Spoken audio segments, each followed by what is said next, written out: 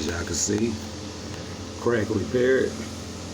One layer, this the inside part of the door panel. That's fiberglass resin drying. The next step would be get it from the front side. That crack right there, fill that with plastic well, sand it down, fill in all that little crack.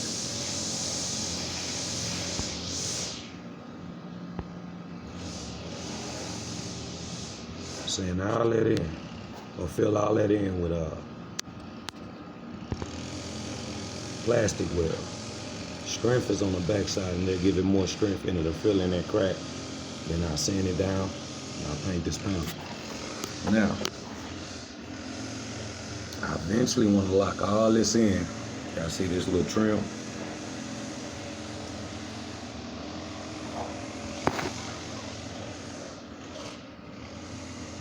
All that trim, I want to lock that in. All that trim, all the silver trim, I want to lock all that in, but I'm going to do that last, because I'm going to pull it off so I can get a good sand and a paint job on the fake wood grain. Yeah. Fiberglass. Hard. Harder than the original plastic. From the back side. You won't see this side. This is the back side. It'll be inside of the door.